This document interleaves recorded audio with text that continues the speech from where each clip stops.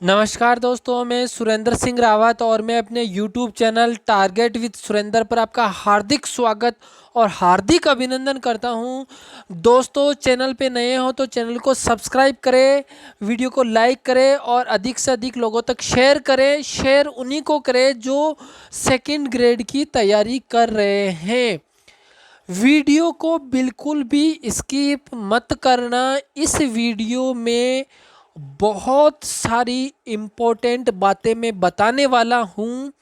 उन बातों को बहुत गहराई से सुनना है, चिंतन मनन करना है और उसको अपने ऊपर लागू करना है।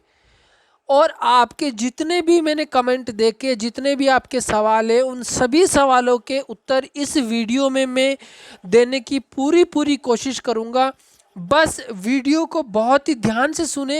ये वीडियो इसलिए भी आपके लिए ज़रूरी हो जाता है कि आप सेकंड ग्रेड की तैयारी कर रहे हैं तो सबसे पहले जो अब आपके पास में जो समय बचा है उसमें बहुत सारे स्टूडेंट का ये सवाल रहता है, क्या हम बचे हुए समय में तैयारी कर सकते हैं क्या। बहुत सारे सवाल है, सभी की मैं उत्तर देने का प्रयास करूंगा, बारी बारी से मैं लूँगा। और इससे पहले मैंने बता दिया है, मैं सेकंड ग्रेड टीचर, मैं ये हर बार बताता हूँ, कोई नई बात नहीं है। मैंने कहा कि मेरा 2 बार सिलेक्शन हो रखा है, लेकिन ये बताना पड़ता है, बाकी कोई मैंने कोई बड़ा काम नहीं किया है। आप भी मेरे बारे में परिचित हैं, जो नए लोग हैं उनको उनके लिए ये चीज़ है। तो यहाँ पर मैं बताना चाहूँगा, थोड़ा सा और वक्त लूँगा आपको, उसके बाद वीडियो को प्रॉपर तरीके से शुरू करते हैं। आरपीएससी सेकंड ग्रेड एग्जाम के फर्स्ट पेपर जीके यानी कंप्लीट करंट जीके के 10 क्वेश्चन को छोड़कर और second paper SST complete 8 subject के नोट्स उपलब्ध हैं। आप व्हाट्सएप पे मुझे हेलो हाय लिख दीजिए, नोट्स चाहिए के नाम से आप हेलो हाय कर दीजिए। उसके बाद में मैं इन नंबरों पे आप व्हाट्सएप पे मुझे कर सकते हैं ना। उसके बाद में मैं आपको प्रोसेसिंग भेज दूंगा, उस प्रोसेस को आप पूरा कर लेंगे तो आपको नोट्स भिजवा दिया जाएंगे। और अगर कोई विशेष परिस्थिति हो, आपको कोई स्पेशल क्वेश्चन हो तो आप सवाल पूछे। बाकी देखो थोड़ा सा है ना, ज़्यादा देखो, आप अधिक से अधिक, पहले बात तो आप एक सेकंड ग्रेड टीचर बनने जा रहे हैं। सबसे पहले बात तो सबसे पहले सेकंड ग्रेड के बारे में एक बेसिक जानकारी आपको होनी चाहिए। उसके लिए मैंने बहुत सारे वीडियो बना रखे हैं। अभी आपको सेकंड लास्ट वीडियो या उससे पहले का वीडियो आपको मिल जाएगा, जिसमें सेकंड ग्रेड की सामान्य जानकारी के नाम से मैंने एक वीडियो बना रखा है। उसमें प्रॉपर तरीके से सेकंड ग्रेड में कितने पेपर होते हैं, है ना, सामान्य जानकारी मैंने दे रखी है। सेकंड ग्रेड की कट ऑफ कितनी रहती है ना, सेकंड ग्रेड में कैसे तैयारी को बेटर करें, स्मार्ट स्टडी कैसे करें, सब पे वीडियो बना रखा है। लेकिन इस वीडियो में भी मैं कुछ आपको यूनिक बताने जा रहा हूँ। सबसे पहले बात तो सेकंड ग्रेड जो एग्ज़ाम है 2022 में आयोजित होना है, आरपीएससी उसको आयोजित करवाएगी। वो 17 से 24 दिसंबर उसकी डेट फिक्स है। आप किसी भी प्रकार से भ्रम में नहीं रहें कि ये डेट आगे होगी पीछे होगी। अपने दिमाग में यही लेके चले। अगर कहीं से आपको जानकारी मिल रही है तो मैं बता दूं कि वो जानकारी ऑफिशियल नहीं है। ऑफिशियल जानकारी यही है कि ये एग्ज़ाम 17 दिसंबर से लेकर 24 दिसंबर 2022 को आयोजित होना है, मतलब आयोजित होना है। 0.1% अगर आप कहें तो 0.1%, अब 0.1% का वेटेज आप जानते ही हैं कितना होता है ना, बहुत कम होता है। कोई ऐसी परिस्थिति हो जाए कि उसकी वजह से एग्ज़ाम को आगे खिसकाना पड़े तो बात अलग है। तो आप तो यही मान के चले कि यही डेट है और ये फाइनल डेट है। आप तैयारी करो। जो अगर 0.1% डेट आगे बढ़ती है तो वो आपका प्लस पॉइंट होगा। उसके बाद में हम बात करते हैं सेकंड ग्रेड का जो सिलेबस है ना, सेकंड ग्रेड का सिलेबस है ना, वो मैंने हिंदी के अंदर एसएसटी विषय का डाल रखा है। और बहुत सारी जगह आपको सेकंड ग्रेड का सिलेबस है जो अप्रैल में संशोधित सिलेबस आया था, नया सिलेबस है ना, उसमें हल्का फुल्का दोनों पेपर में ना, जैसे एसएसटी विषय के अंदर भी माइनर चेंज किए गए, कुछ टॉपिक जोड़े और कुछ टॉपिक हटाए। और फर्स्ट पेपर में भी कुछ टॉपिक, यानी कुछ का मतलब 5-6 टॉपिक हटाए और 5-6 टॉपिक नए जोड़े, तो उसको माइनर चेंज की गिनती में गिनेंगे। तो वो माइनर चेंज है। और जो भी मेरे नोट्स ले रहा है उनको जो नए टॉपिक है मैं टेलीग्राम पे वीडियो के माध्यम से पढ़ा के और टेलीग्राम पे उसकी पीडीएफ शेयर कर रहा हूँ। उसके बाद में देखो बहुत सारे लोगों का ये क्वेश्चन होता है कि सर मैं तैयारी कैसे करें बचे हुए समय में, क्या 3 महीने में तैयारी हो जाएगी? भाई साहब लोगों ने ऐसे ऐसे कारनामे कर दिखाए कि जिसकी कोई कल्पना भी नहीं कर सकता है ना, ऐसे ऐसे कारनामे कर दिखाए। ये सेकंड ग्रेड का एग्ज़ाम कौन सी बड़ी चीज़ है? ये डिपेंड करता है कि 3 महीने में आप तैयारी कर पाएंगे नहीं कर पाएंगे। ये डिपेंड करता है किस पे? आप पे, खुद पे, न कि किसी दूसरे पे। और अगर आप किसी दूसरे को पूछेंगे तो वो आपके पता ही है भारत में सलाहकारों की कोई कमी नहीं है, है ना। तो सलाह देने वाले बहुत है ना, और नेगेटिव अप्रोच डालने वाले भी बहुत है। लेकिन अगर आप सेकंड ग्रेड की तैयारी कर रहे हैं, सिलेबस पूरा होगा कि नहीं होगा, तैयारी कर पाऊंगा कि नहीं कर पाऊंगा, केवल इन्हीं चीज़ों में उलझे रहोगे तो कुछ भी नहीं कर पाओगे। इसीलिए मैं कहता हूँ, मैं पूरे दावे के साथ कहता हूँ कि अब भी अगर कोई व्यक्ति स्मार्ट तरीके से स्टडी करे, स्मार्ट तरीके से स्टडी कैसे करे, नेक्स्ट पॉइंट वही होगा मेरा, है ना। अगर स्मार्ट तरीके से स्टडी करे और अगर हार्ड वर्क करे, यानी अगर स्मार्ट स्टडी का तो मैं बताऊंगा, नेक्स्ट पॉइंट वही होगा। हार्ड वर्क का मतलब हो गया कि अगर आपके पास में 24 घंटे हैं, 24 घंटे में 8 घंटे आप पूरी नींद लेते हैं, पीछे आपके पास में कितने घंटे बचते हैं? तो आपके पास में बचते हैं कितने घंटे? 24 में से 8 गए तो 16 घंटे, है ना। तो 16 घंटे बचते हैं, 16 में से आप 6 घंटे निकाल दीजिए, 6 घंटे आप निकाल दीजिए। 10 घंटे भी अगर आप आज से डेली के पढ़ना शुरू कर दे तो मैं कहता हूं कि 3 महीने में आपकी तैयारी बहुत अच्छी हो सकती है। अब आप कहोगे कि सर तैयारी कैसे करें, स्मार्ट स्टडी कैसे करें? मैं कितने ही वीडियो में बहुत बार बता चुका हूं कि आप हार्ड वर्क कर रहे हैं, लेकिन अगर आपका वर्क स्मार्ट नहीं है, चालाकी से भरा हुआ नहीं है, है ना, आप जो मेहनत कर रहे हैं उसमें आप चालाकी नहीं दिखा रहे हैं, तो आपकी जो मेहनत है वो आपको सफलता पाने में कहीं ना कहीं मैं कह सकता हूँ कि मेहनत भी कर रहे हैं लेकिन सफलता से पूरी श्योरिटी नहीं होगी। लेकिन अगर आप स्मार्ट वर्क कर लेते हैं और हार्ड वर्क कर लेते हैं तो मुझे नहीं लगता है कि आपको सफल होने से कोई रोकेगा। अब आप कहोगे सर कैसे? मैं केवल एक, देखो समझदार के लिए इशारा काफ़ी होता है ना, समझदार के लिए इशारा काफ़ी होता है। सेकंड ग्रेड की स्मार्ट स्टडी कैसे करें, चालाकी से तैयारी कैसे करें, एक एग्जाम्पल से आपको मैं समझाना चाहूँगा। आप इस एग्जाम्पल को सेकंड ग्रेड के हर टॉपिक को पढ़ते वक्त लागू करें, इस एग्जाम्पल को समझते हुए। मैंने उदाहरण लिया जैसे आपके सिलेबस में लोक वाद्य यंत्र है, ठीक है। अब आप आज लोक वाद्य यंत्र पढ़ना आपने शुरू किया, तो पहली बार आप टॉपिक को पढ़ रहे हैं, तो आप जितनी एनर्जी से उसको एकाग्रचित होकर पढ़ सकते हैं कि लोक वाद्य यंत्र क्या होते हैं, लोक वाद्य यंत्र के कितने प्रकार होते हैं, है ना। फिर उन प्रकारों में जैसे ये 4 प्रकार के होते हैं, तत्, सुशीर, घन और अवनद। तो इनका मतलब समझे, तत् यानी तार से बजने वाले, सुशीर यानी जो फूंक से बजने वाले, घन यानी जो टकरा के आपस में जब दो चीज़ों को टकराते हैं, जैसे मंजीरे जो है दोनों को आपस में टकराएंगे तो उनसे जो आवाज़ आएगी, तो ऐसे वाद्य यंत्र घन वाद्य यंत्र कहलाते हैं। और अवनद यानी ऐसे वाद्य यंत्र जो थाप थाप मतलब हाथ का अपन थाप देते ना, जैसे ढोलक पर, है ना, या मृदंग पर अपन हाथ की थाप देते हैं, तो थाप देने से जो बजता है वो अवनद वाद्य यंत्र कहलाता है। ये एक बार आपने जब जनरल इजी वे में जब आपने पढ़ा पहली बार, तो आपने ये पढ़ लिया कि 4 प्रकार के वाद्य यंत्र होते हैं और ये इसी प्रकार के होते हैं, मतलब तत् किसको बोलते हैं, सुशीर किसको बोलते हैं, गण किसको बोलते हैं, अवनद किसको बोलते हैं। अब उसमें से अब उसमें से आप इनके प्रकार पढ़ोगे कि तत्व वाद्य यंत्र यानी तार से बजने वाले वाद्य यंत्र कौन कौन से हैं। तो बहुत सारे हैं, कम से कम 10-12 तो ऐसे इंपॉर्टेंट जो आपको याद ही करने हैं। रावण हत्था उसमें बहुत फेमस वाद्य यंत्र है, मैं एग्जांपल ले रहा हूँ जो आरपीएससी का फेवरेट है। बफंग आरपीएससी का फेवरेट है। सारंगी ये आरपीएससी के फेवरेट है। मोरचंग ये सुशीर वाद्य यानी फूंक से बजने वाले वाद्य यंत्रों में आरपीएससी का मोस्ट फेवरेट क्वेश्चन है।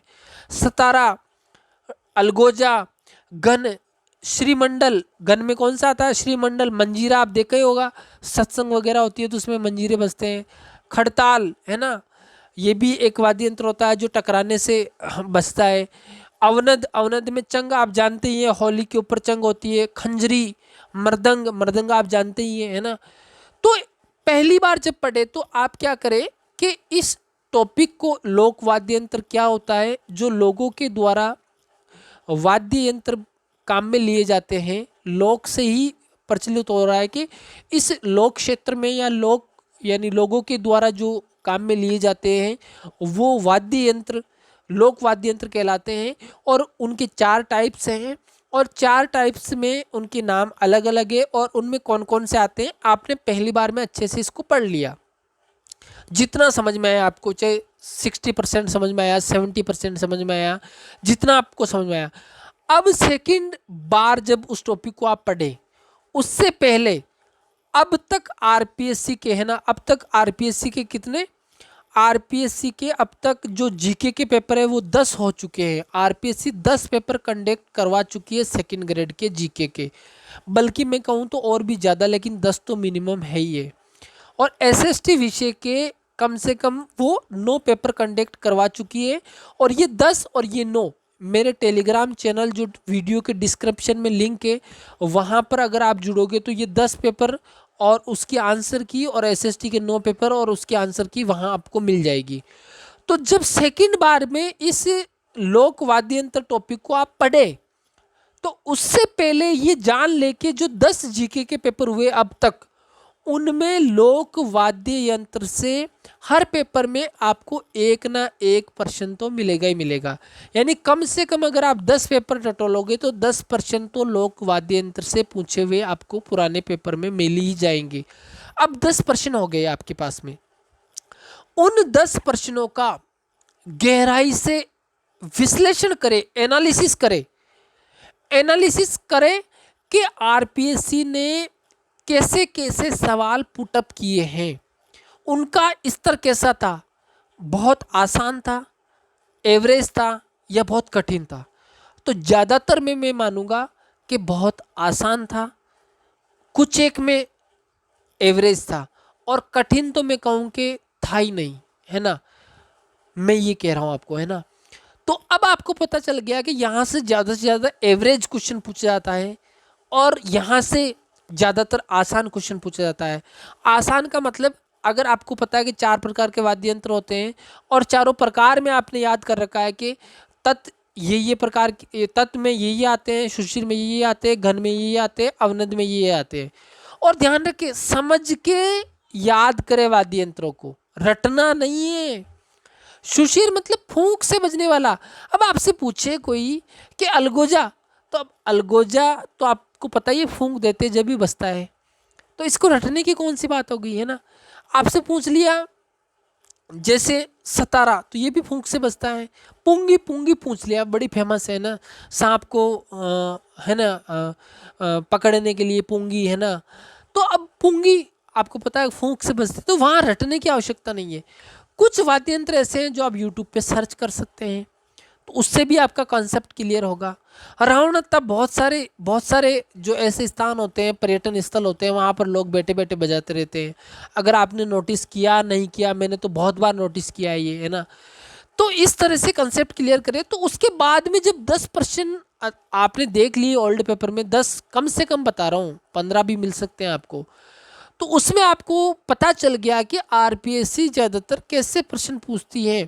सुशीर वाले ज़्यादा पूछती है, तत्व वाले ज़्यादा पूछती है, और इनमें भी वो किस प्रकार के प्रश्न, इनमें से कौन सा वाद्य यंत्र फूंक से बजाया जाने वाला नहीं है।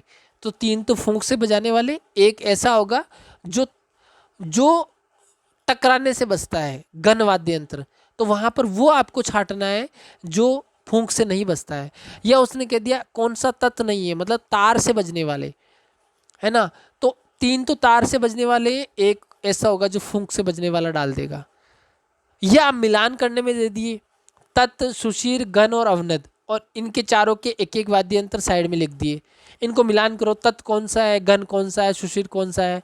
या गलत में दे दिया आपको, निम्नलिखित में कौन सा गलत युग में, जैसे तत् के आगे लिख दिया रावणहत्ता, सही है।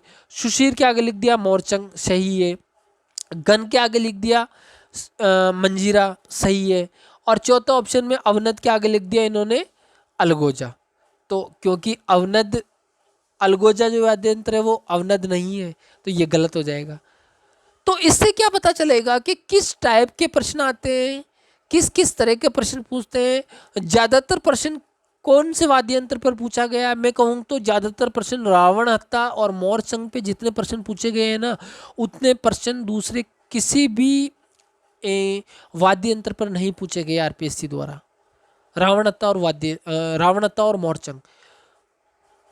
तो ये होता है एक्चुअल में स्मार्ट स्टडी करने का तरीका। हर टॉपिक को आप इस तरह से पढ़े और आप एनालिसिस करेंगे ना। आप 10 घंटे टुकड़ों में पढ़ते हैं, मैं एक रेगुलर 10 घंटे नहीं पढ़ने की बोल रहा हूँ।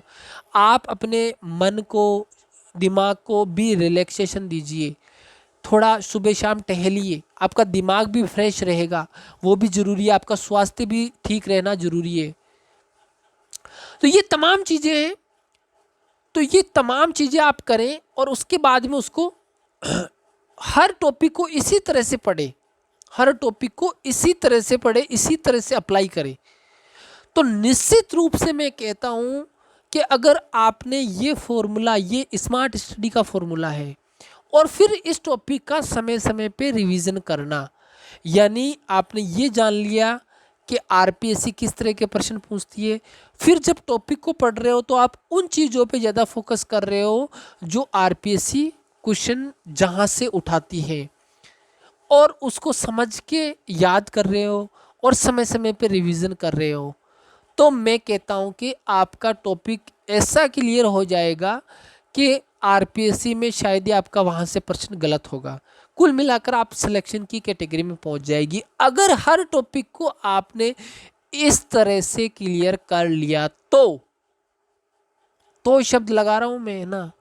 अगर आप अपनी मन की संतुष्टि के लिए, नहीं आज मैंने वाद्य यंत्र पढ़ लिए, फिर पुराने पेपर देख के तो उसमें से 10 में से 2 ही क्वेश्चन आ रहे हैं, तो इसका मतलब आपकी तैयारी जो है वो सार्थक नहीं है, मतलब सिलेक्शन वाली नहीं है।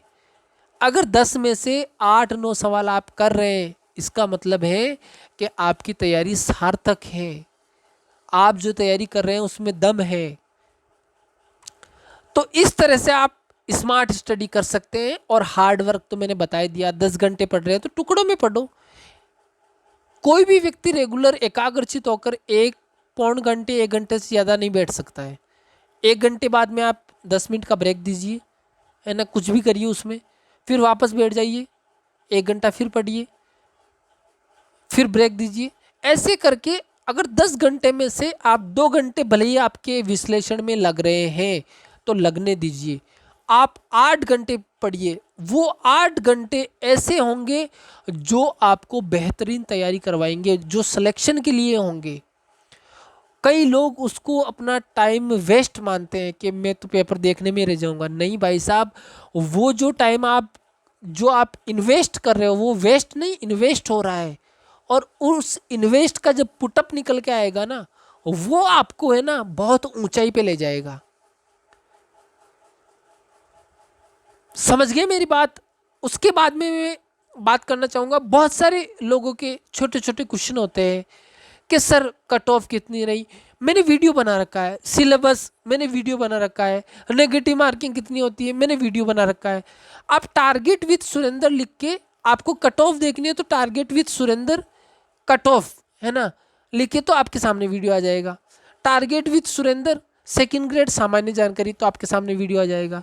टारगेट विद सुरेंद्र है ना। मैंने एक प्लेलिस्ट बना रखी है सेकंड ग्रेड की स्मार्ट स्टडी कैसे करें, उसमें 7 वीडियो है, वो भी आपके सामने आ जाएंगे। तो बहुत सारे। और मैं आपको ये कहता हूं कि मैं एग्जाम के पहले, यहां तक कि लास्ट डे जब कल एग्जाम है, तो आज तक यानी एक दिन पहले तक आपको पूरी तरह मैं गाइड करूंगा। आप उसके लिए निश्चिंत रहे, पूरी तरह मतलब हर तरह से। पेपर में जो आपके 2-2.5 घंटे का जो पेपर होता है, उसमें आपको कैसे मैनेज करना है, एग्ज़ाम से 2 दिन पहले अपने माइंड को कैसे रिफ्रेश रखना है, एक दिन पहले कैसे क्या एक्टिविटीज़ करनी है, सब कुछ मैं आपको गाइड करते रहूँगा। ये मान लीजिए कि दिसंबर, यानी आपका 17 दिसंबर से पेपर है ना, तो 10 दिसंबर से 17 दिसंबर तक जो मेरे वीडियोज आएंगे वो इसी बात पे आएंगे कि जो अब आपके पास में 7 दिन रह गए हैं, उसमें आपको क्या क्या तैयारियां करनी है, कैसे कैसे अपने आप को मैनेज करके रखना है, उसी पे सारा काम होगा, उसी पे सारी बातें होगी, है ना। उसके लिए आप निश्चिंत रहें, है ना। और एग्ज़ाम में नेगेटिव मार्किंग से कैसे बचें, एग्ज़ाम में पेपर का कैसे पता लगाएं कि ये कठिन है, एवरेज है या सरल है, मेरे को कितने क्वेश्चन अटेम्प्ट करने चाहिए, नहीं करने चाहिए, तमाम बातों पे मैं बात करूँगा। लेकिन अभी अभी जो आपके पास में बचा हुआ समय है, उस पे केवल आप अपनी तैयारी पे 100% फोकस दें। और मैं फिर कह रहा हूँ, आप सेकंड ग्रेड की करें, चाहे रीट की करें, चाहे फर्स्ट ग्रेड की करें, किसी एक एग्ज़ाम को टारगेट हिट कर लो, उसी की तैयारी करें। 2-2 3-3 नाम में सवार होगे तो डूब जाओगे। आप एक चीज़ पे फोकस करो ना यार, एक हो जाए वही बड़ी बात है ना अपने लिए। हाँ ठीक है, आपने सेकंड ग्रेड की तैयारी की है, उसके बाद में जितना सिलेबस रीट का कवर होता है मेन एग्जाम का, वो हो जाएगा। और बाकी बचा हुआ सिलेबस जो बचता है और उसमें जो अपने को समय मिलेगा, उसमें अपन कर लेंगे। लेकिन अभी से आप चिंता कि सर इसका सिलेबस लंबा है, उसका सिलेबस छोटा है, इसमें पोस्ट ज़्यादा है, इसमें कम है। भाई साहब मैं फिर बता दूं, अगर आपकी तैयारी अगर अच्छी है तो उन चीज़ों से बहुत ज़्यादा फर्क नहीं पड़ता है। मैं ये नहीं कह रहा हूँ फर्क पड़ता है, फर्क पड़ता है, बहुत माइनर फर्क पड़ता है कि पोस्ट कितनी है, कट ऑफ कितनी जाती है, उससे फर्क पड़ता है, माइनर पड़ता है, बहुत ज़्यादा फर्क नहीं पड़ता है। यानी मेरा कहने का अर्थ ये है कि अगर आपकी तैयारी अच्छी है और वहाँ पर अगर आपके पास में अगर मान लीजिए मैं एसएसटी के विद्यार्थियों की बात करूं, अगर आपकी तैयारी अच्छी है तो मैं कहता हूं आपके लिए 1000 सीट भी काफ़ी है, इनफ है। क्योंकि उदाहरण मैं आपके सामने हूं, मैं एसएसटी का विद्यार्थी था, मैंने एसएसटी से तैयारी करी और मैं जनरल से सेलेक्ट हुआ था। ओबीसी में मैं आता हूं, लेकिन मैं जनरल से सेलेक्ट हुआ था। मेरे नंबर कितने थे? 347। कट ऑफ कितनी गई थी? 325 के आसपास। मेरी रैंक कितनी थी? 227। पोस्ट कितनी थी? लगभग 2000। तो अब आप बताओ कि मेरी तैयारी बेस्ट थी, मेरे लिए तो 250 पोस्ट ही काफ़ी थी ना। मेरे लिए तो केवल 250 पोस्ट ही काफ़ी थी ना, मुझे तो 1000 की भी आवश्यकता नहीं पड़ रही थी।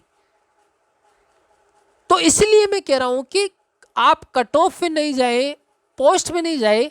हाँ, उनको एक बार नज़र मार लीजिए कितनी पोस्ट है, कितनी कट ऑफ जाती है, लेकिन उसको दिमाग में लोड मत कीजिए ना, उसका लोड मत लीजिए कि मैं इसमें भाई देखो, पास हो पाऊंगा नहीं हो पाऊंगा ये अपने हाथ में है ही नहीं। अपने हाथ में है बेस्ट देना, जितना बेस्ट आप दे सकते हो वो देना आपके हाथ में है। पेपर में जितना आप बेस्ट दे सकते हो, 2 घंटे में आप पेपर को किस तरह से मैनेज करते हो वो आपके हाथ में है। ओमार भरना आपके हाथ में है, पेपर देने जाना आपके हाथ में है, तैयारी आपके हाथ में है। उसका रिजल्ट क्या आएगा वो आपके हाथ में नहीं है। क्यों?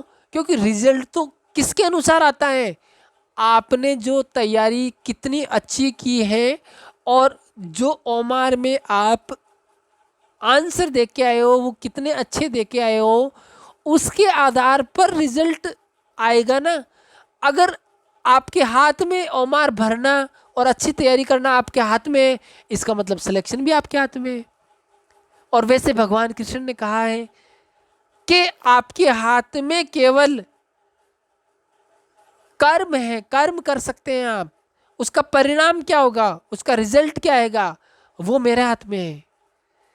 तो रिजल्ट की चिंता कम और तैयारी की चिंता ज़्यादा करें, वही है अच्छा विद्यार्थी।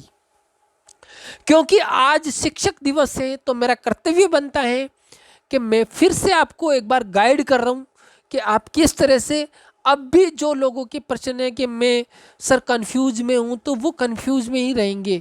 मैंने कहा 10 जनों की राय ले लो, एक दिन ले लो, 2 दिन ले लो, चिंतन मनन कर लो, दिमाग से सोचना है, दिल से नहीं। क्योंकि दिल मन जिसको हम बोलते हैं मन तो चंचल होता है, वो भटक जाता है ना। दिमाग से काम लेना है और फिर जो दिल से आवाज़ आती है कि नहीं आई कैन डू इट, है ना, मैं इसको कर जाऊंगा किसी भी हालत में, उसी एग्जाम की तैयारी करें। घर वाले क्या कह रहे हैं, दोस्त क्या कह रहे हैं, लोग क्या कह रहे हैं, है ना, उस पर आप ये मानो कि जो फालतू की बातें होती है ना, उसके लिए होता है एक कान से सुनना और दूसरे से निकालना, और जो काम की बात होती है ना, वो एक कान से सुन के उसका चिंतन मनन करके उसको अप्लाई करना। ये तो है अच्छे विद्यार्थी की पहचान। और जो खुद ही डिस्टर्ब रहता है, वो फिर दूसरों को भी डिस्टर्ब करता है। इसीलिए मुझे पूर्ण विश्वास है कि आपके जो भी सवाल है, मेरे YouTube चैनल पे हर तरह के वीडियो बनाए हुए, मैं सेकंड ग्रेड पे ही वीडियो बनाता हूँ। तो आप उन वीडियोज में कोशिश करिए कि आपके सवाल का जवाब मिल जाएगा। अगर नहीं मिलता है, किसी को दिक्कत है, तो फिर वो मुझे कॉल कर सकता है। और नोट्स वगैरह मेरा कोई प्रेशर नहीं है, नोट्स आप मंगवाए, आपकी इच्छा है, अच्छा कंटेंट देना मेरा कर्तव्य है, और आपको अच्छा लगे तो ही मंगवाए, बाकी नहीं, है ना। और आप वीडियो को शेयर करें, लाइक करें, चैनल को सब्सक्राइब करें। आपको अच्छा लगा तो आप कर देना, नहीं लगा तो कोई दिक्कत वाली बात नहीं है। मेरा काम है आपको गाइड करना। मैं चाहता हूँ कि अगर किसी के एक विद्यार्थी के घर में भी अगर दिया जलता है, तो मैं मानता हूँ कि ये मेरी ड्यूटी थी, मैंने पूरी की, और उसके घर में दिया जल गया, उसके घर में खुशी आ गई।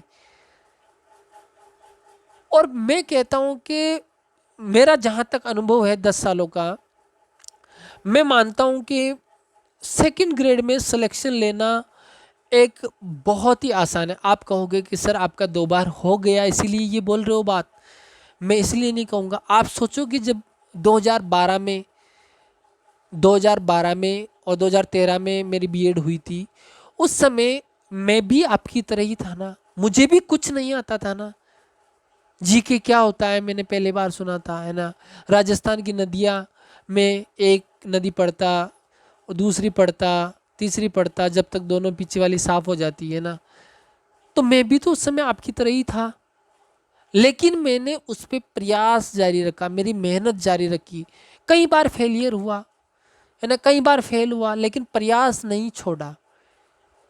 जब मैं शुरुआत में आपकी तरह ही था, और जब मैंने 2016 में पेपर दिया, उसका रिजल्ट आया, और फिर मैं कहने लग गया कि सेकंड ग्रेड बहुत आसान है, ये बात सत्य है। लेकिन 2012 में तो मेरे लिए भी जो आज कमज़ोर से कमज़ोर विद्यार्थी है, वैसे ही मेरे लिए भी तो थी। तो इसीलिए मैं कहता हूं कि शुरुआत में सबके लिए कठिन होती है, लेकिन अगर आप लगातार उस पर प्रयासरत रहते हैं तो वो चीज़ इजी हो जाती है। और अगर आप लगातार, लगातार का मतलब लगातार ही होता है, उसमें गैप नहीं देना होता है। अगर आपने गैप दिया 6 महीने का भी, और आप शिक्षा से टूट गए और 6 महीने आपका ध्यान बिल्कुल अदर जगह चला गया, तो आप शिक्षा से, उस तैयारी से कहीं ना कहीं थोड़े अलग हो जाओगे, और 6 महीने बाद आओगे तो आपको और ज़्यादा कठिन लगेगी। मान लीजिए जो भी ये वीडियो देख रहे हैं, मैं मान लेता हूँ एक बार के लिए किसी विद्यार्थी का सिलेक्शन नहीं हो, ऐसा नहीं हो। मैं भगवान से कामना करता हूँ कि जो अच्छी मेहनत कर रहा है उस हर विद्यार्थी का सिलेक्शन हो। लेकिन मान लीजिए किसी विद्यार्थी का बाई दफ़े सिलेक्शन नहीं होता है ना, तो वो विद्यार्थी अपनी कंटिन्यूटी बना के रखे, अगले एग्ज़ाम, कोई भी अगला एग्ज़ाम आए उस तक, और उस तैयारी को कंटिन्यूटी में रखे। हाँ, ज़्यादा से ज़्यादा एग्ज़ाम कंडक्ट होने के बाद में आप 15 दिन 20 दिन का रेस्ट ले लीजिए, कहीं घूमने चले जाइए, आपके माइंड को रिफ्रेश कर लीजिए, और उसके बाद में अपनी तैयारी धीरे धीरे करते रहिएगा। और जब एग्ज़ाम की जो घोषणा हो जाए कि हम एग्ज़ाम के 6 महीने साल भर पहले पता लग जाए कि वैकेंसी आने वाली है, उस समय अपनी जो एग्ज़ाम की तैयारी है उसको फास्ट कर दीजिए। और मैं कहता हूँ कि उसका सिलेक्शन कोई रोक ही नहीं सकता। तो इसीलिए आज मेरा कर्तव्य था कि मैं आपको सजेस्ट करूं कि ये चीज़ आप अपने जीवन में अप्लाई करें, तो इसको आप अपनाएं। और मैं आपके उज्जवल भविष्य की कामना करता हूं। शिक्षक दिवस की ढेर सारी जिन्होंने मुझे विश किया, उसको मैं दिल से थैंक यू बोलना चाहूँगा। और मेरा कर्तव्य आपको समय पे गाइडेंस देना, आपका भी कर्तव्य बनता है कि मेरे यूट्यूब चैनल को जितना आप सराह सकते हो उतना सराहिए। मैं भी आपको जितना गाइडेंस कर सकता हूँ उतना करूँगा। इसी के साथ वीडियो को मैं समाप्त करता हूँ। अगला वीडियो मेरा जो आएगा वो आएगा राजस्थान में राजनीतिक जागरण, जो आपके सिलेबस में नया टॉपिक जुड़ा है। टॉपिक बना हुआ तैयार है, 1 या 2 दिन में उसका वीडियो बना के मैं डाल दूंगा। आज के लिए इतना ही, धन्यवाद। इस वीडियो को अपन यहीं पर समाप्त करते हैं।